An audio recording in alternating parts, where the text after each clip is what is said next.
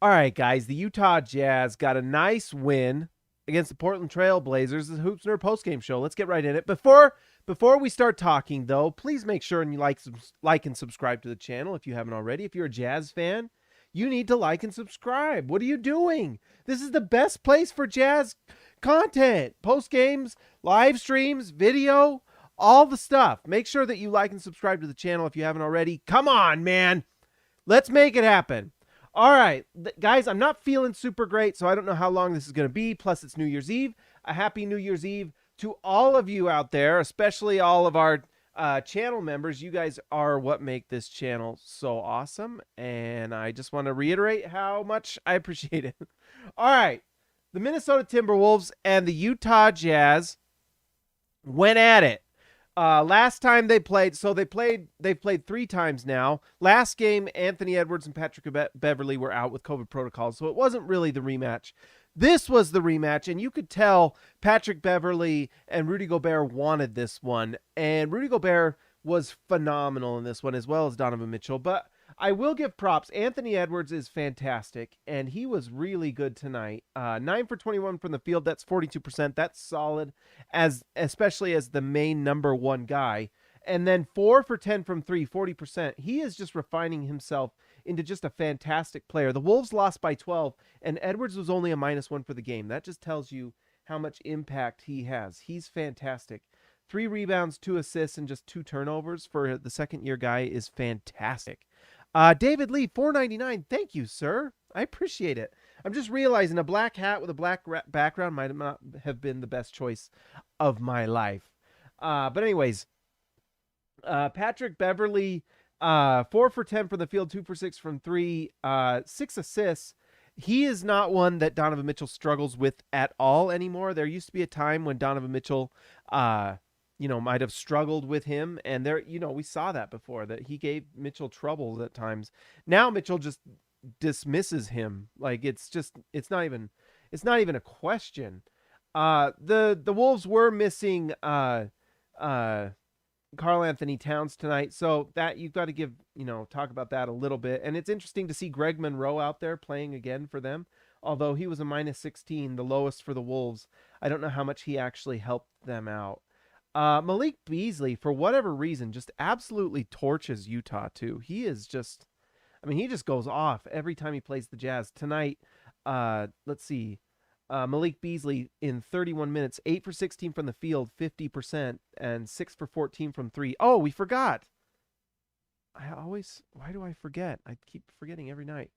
Just so you guys can see what I'm looking at. But anyways, Malik Beasley, 8 for 16 from the field, 50%, 6 for 14 from 3. That's just phenomenal numbers, 22 points. That shooting is unbelievable. But anyways, Kvambor 18. Can we talk about that backcourt violation? I think referees are just dumb, Kvambor. They're just dumb. Like, I don't... No one watching that thought that was a backcourt violation. The fact they call it is a joke. Honestly, it's a joke. I don't know how you missed that. That was unbelievably dumb. That's all I got to say about that, I guess. It's just completely ridiculous. All right, let's talk about the Jazz. First off, let's just talk about Rudy Gobert, who had no trouble discarding of Patrick Beverley. Goodbye, Anthony Edwards. Goodbye, Patrick Beverley. You know who did not have fear in their heart tonight? Rudy Gobert did not have fear in his heart at one single moment. And that block at the end, I want to go to it because it was just absolutely... let's refresh because it's not showing the plays. Oh! Right as we refresh, we get the reviews. All right, Rudy Gobert with his block. Oh, mama. Thank you, NBA.com. But you know what? It was the last one. Let's just watch these for fun anyway, though. Rudy Gobert blocking Naz Reid right there. Fantastic. Or was it right here? Oh, there's the block. Boom. Fantastic block. But the one that I want to see, I believe it's the last one right here. Is that Noel guy? He might have even been a 10-day guy. I'm not even sure. Gets the initial block, but it's the weak side. Rudy Gay did not get the rebound. Anyways, right here, pick and roll defense. Get out of here. Was that the one? That was the one, I think. Is that Beverly 22? Yep, that was it. Dang it. Guys, I want to watch it again because it's just my favorite. It's my favorite thing in the world. Oh, Patrick Beverley, you think you're going to score on Rudy Gobert? No! Ah! And did you see when you read his lips, he says, "Get out, mother!" You know what he said. He said it out loud. And then, of course, Donovan Mitchell on the other end. This is the best type of outlet pass. A transition pass is a block into transition. All right. Bogey with the backward pass to Donovan. Nice pass by Bogey. Rebound for Donovan Mitchell. All right, guys. That was my favorite shot block. That was just incredible. I just can't believe that happened. So Rudy Gobert absolutely dominates. Then Donovan Mitchell just is turning into an absolute superstar right now. He's absolutely just on another level. All NBA, MVP, caliber play. Tonight, Donovan Mitchell scores 39 points. He's 57% from the field, 54% from three. He took 10 free throws, 9 for 10 with 6 rebounds, 5 assists, and just 3 turnovers. So a 5-to-3 positive assist to turnover ratio. Solid. 39 points. Just absolutely dominant. And this was it without Mike Conley, without Joe Ingles out there setting him up. And everyone tells me that, you need a point guard on this team. Quinn Snyder apparently thinks you have to have a point guard on the floor with Donovan Mitchell, and consistently proves that just give Donovan Mitchell the ball and great things will happen. Cook it up, ZZ. $7.99. Thank you, sir. Hi, James. This is your Christmas present from me, 100. Can you make videos on trade targets for the Jazz? I'm going to look at that. I think that's a good idea. Cook it up. Thank you for the donation, and I will do a video about that because I like that idea. That's a fun idea. Let's do it. Elliot Matson, $2. Bojan, 10 rebounds. Baby Elliot Matson, it was actually 12. 12 rebounds. That's incredible for Bogey. Did it freeze? Oh, I think we're still going. But anyways, hopefully it didn't. Here's the thing. There's the good and the bad for Bogey. The 6 for 14 from the field, 42% is solid. You'll take that. 50% from 3. 3 for 6. Super solid. 5 turnovers. Not. So the 2 assists to 5 turnover ratio, it just makes you wonder why in the world Bojan Bogdanovic does anything but get like shots or get, cut to the rim and things like that. I do not understand why the Jazz continue to put Bojan Bogdanovic into isolation, which is not his strength. Put the ball in Donovan Mitchell's hands and let Donovan Mitchell set him up because he will find him. But when you're putting Bogey in isolation situations, in fact, let's just look at it just for curious. And maybe I'm being too hard on Bogey. So let's take a look. So here we go. Back to the basket. Turnover. Why? That was the first play of the game, actually. And I remember watching it and just being like, what? Why? Why are we starting the ball? Why are we starting the game like that? Why? What good does that ever, what good does it do? Here's Bojan Bogdanovic. Should have shot the ball. Drives in the lane. Bad pass creates turnover. Should have shot the ball. Here we go right here. Has the ball in transition. Just not great things happen when Bogey has the ball. Bad pass out of bounds. Bojan Bogdanovic right here passes to Royce O'Neal. For a second, I thought it was going to be on the inbound. Oh, this was not his fault. That was the stupid play. Oh, my gosh. I forgot. They called this. This is a turnover to Bogey. He's not even. Look. That is so ridiculous. Look at this. Oh, my gosh. Unbelievable ineptitude by the NBA officials. All right, finally, right here. Gigantic fart noise on that. Whatever that was. Don't do that. Because stop giving him the ball in those situations, And sometimes you're just going to have turnovers. But the more the ball is in like Donovan Mitchell's hands and Mike Conley's hands, and I guess Joe Ingles' hands when he's on the floor, the better. Not in his hands. Shooting, yes. Creating, no. That's it. And then Bogey is at his best. And then you can maximize what Bogey does. We won't go into the defense because it's just not good. But the shooting and the scoring is good. That's what you want from him. But it just feels like, why in the world do we have this system that sets him up to fail like that? It's stupid. And he's not getting better at it as he's getting older. If anything, he's getting worse. So just let Bogey shoot the ball. Because look at what he does when he shoots the ball. It's freaking fantastic. Absolutely fantastic.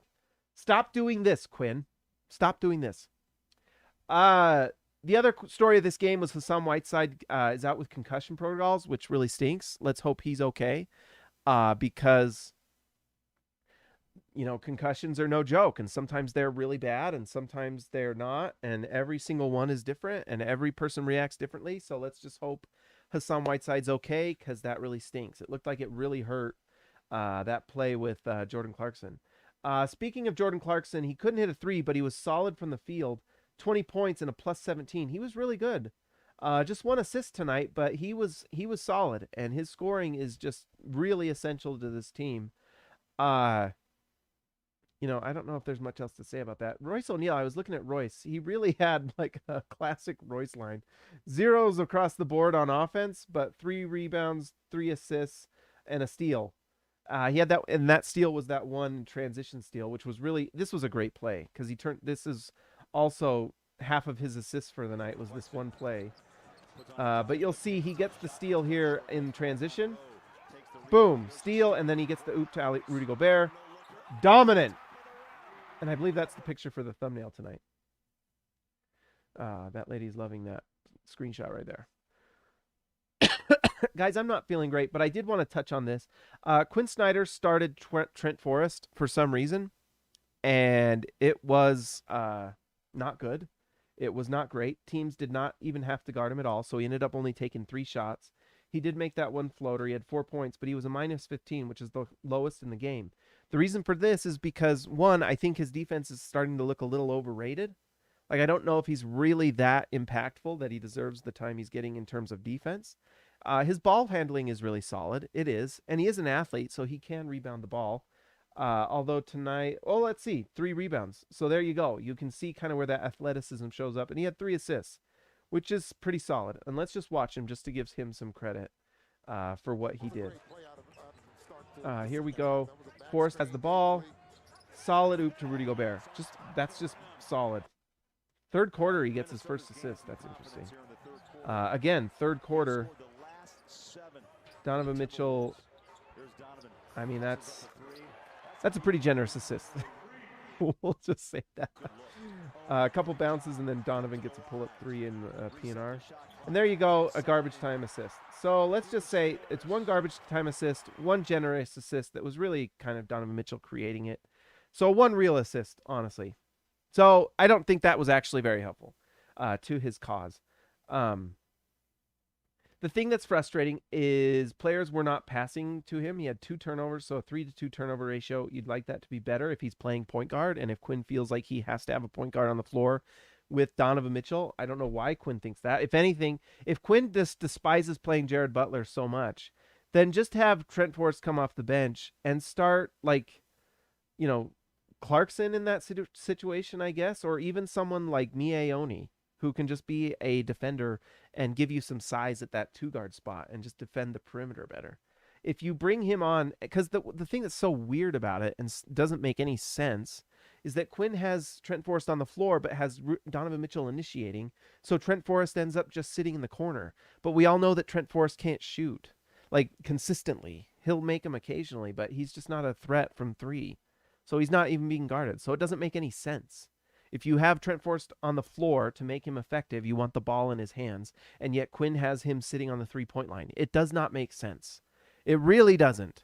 I guess it's for the defensive aspect, and he is I would say he's an above average defender. I don't know if he's great yet. I'm honestly not sure. I'm not sure how good he is. I think he's good. How good is the question?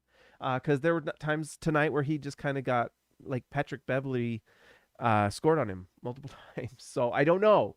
And Patrick Beverley's no scrub, I guess, but he's also, on his 7th team in 4 or 5 years. So let's see. Joshua Hanson. Joe Ingles was out with some lower back tightness or something like that. So that's why Joe Ingles was out, Joshua. So anyways, that was strange. And then Jared Butler comes in and he's in the spot. When Quinn Snyder used to do this to all the other players we wanted to play, Back in the day, it was Dante Exum. Quinn Snyder hated Dante Exum, so what he'd do, and when he was under mandate by the front office to play him, he would just plop him in the corner and have Shelvin Mack play, you know.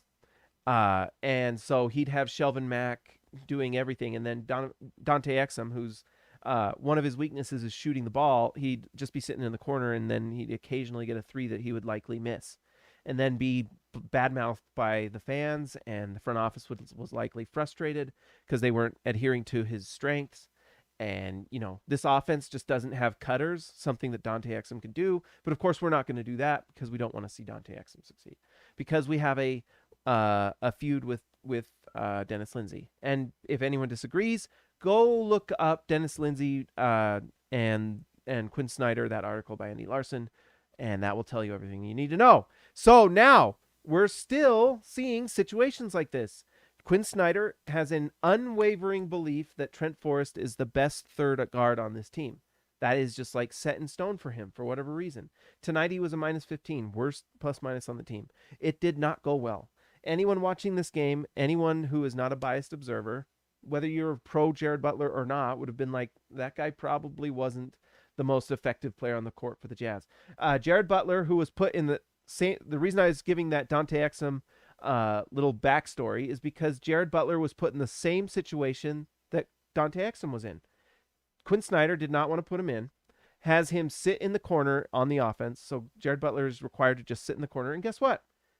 He did what he was asked, and he shot 100% from three. It was only one shot, but he did what he was asked, and he succeeded. So right here, and I know this is one shot. It's the smallest sample size there is.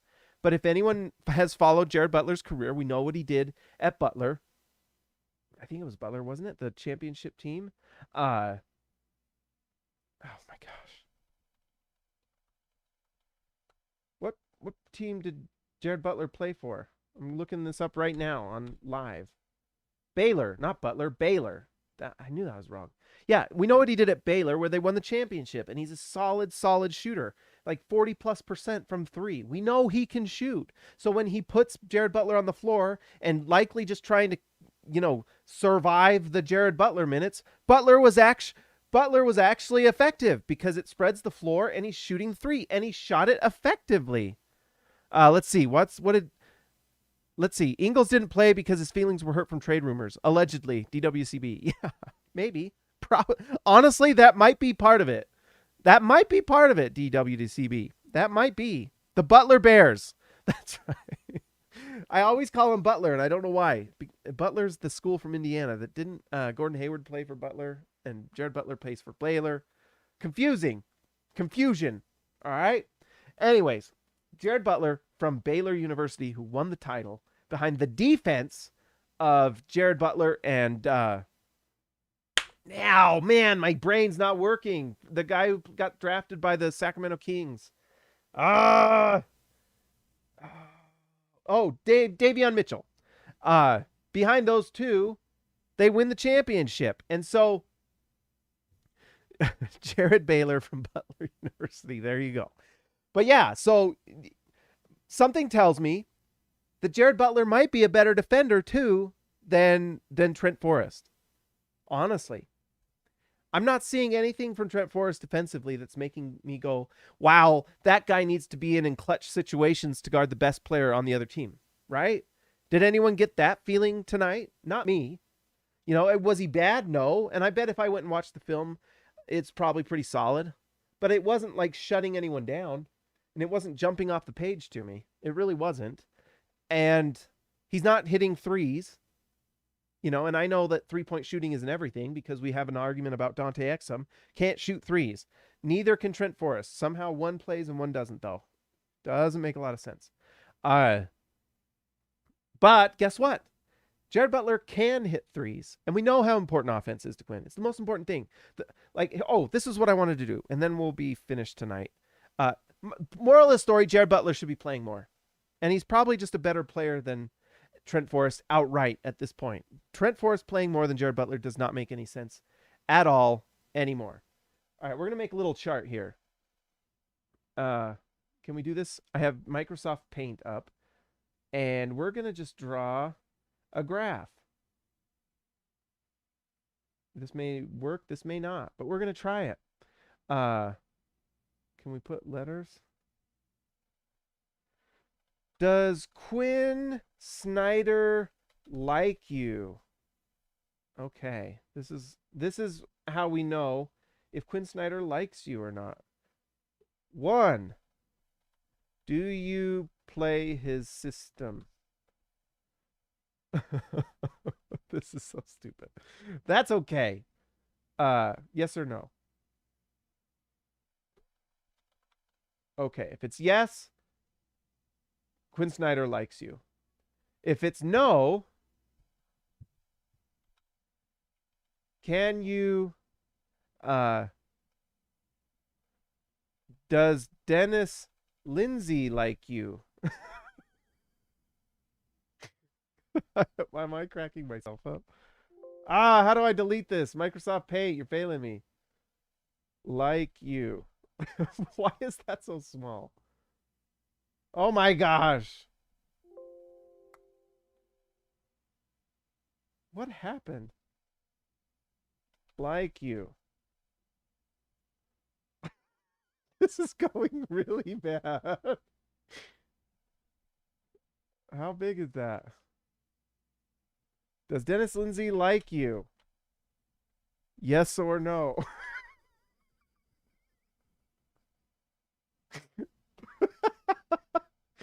Yes. If Dennis Lindsay doesn't like you, then you get to play. Dennis Lindsay does not like you. So go on to question 3. Can you shoot the ball?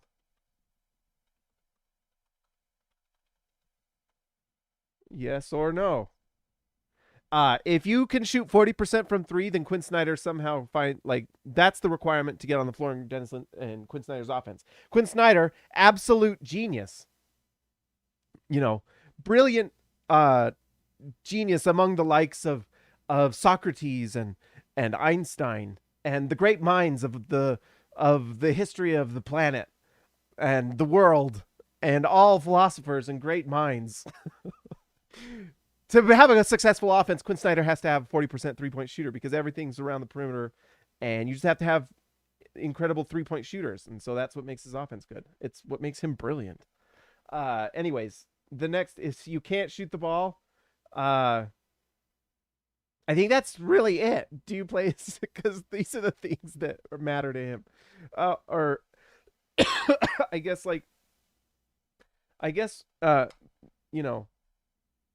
Trent Forrest, I think, was picked up by Dennis Lindsay, so he kind of goes to here. He can't shoot, so the other reason that he probably gets minutes. I'm trying to figure out the minutes here for why Trent Forrest gets time, because yeah, I don't know. This is just cracking me up, and I'll finish this because this is terrible lie, but I don't really care. And then let's see. Finally, let's see. 4. Did Quinn want you in the draft? And if that's yes or no. Here, Gray, come here. Guys, Gray's got something to show you. We're up late because it's New Year's Eve.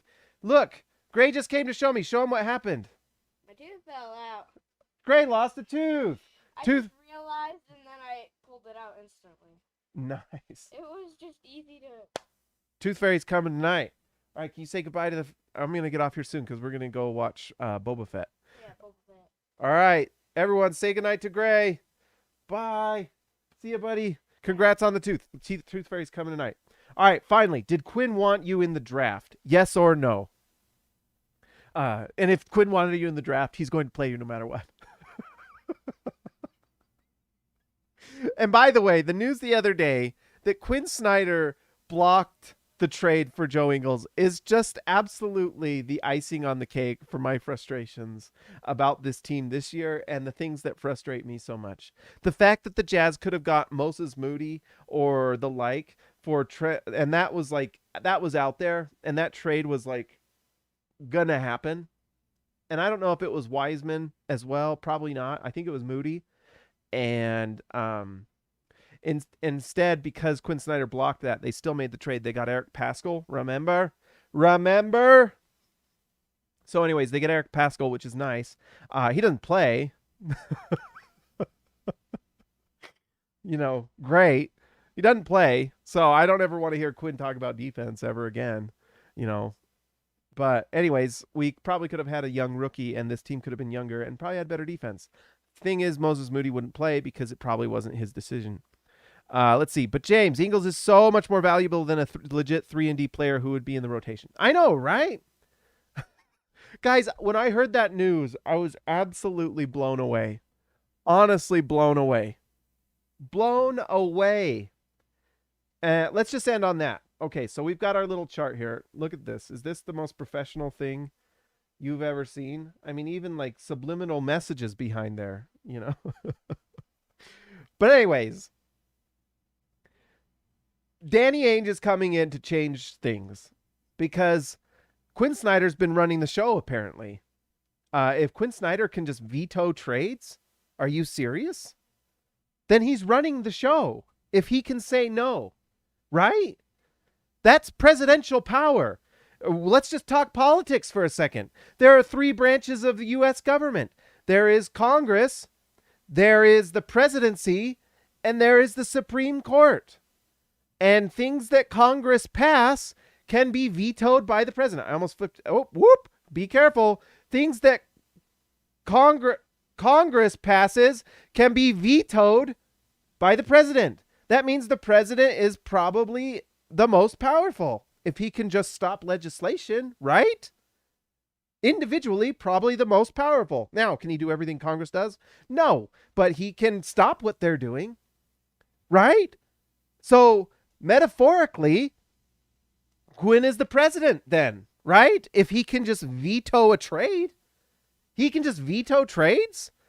How many times has this happened? That's the question. I mean, if it's happened once, has it happened twice? I mean, Dennis Lindsey was let go, and the Jazz bring in Danny Ainge. And by the way, I heard the rumors, and they were legit, that they were going after what's his name? I already forgot. I did a video about it. Shane Battier. That was a legit thing that didn't happen.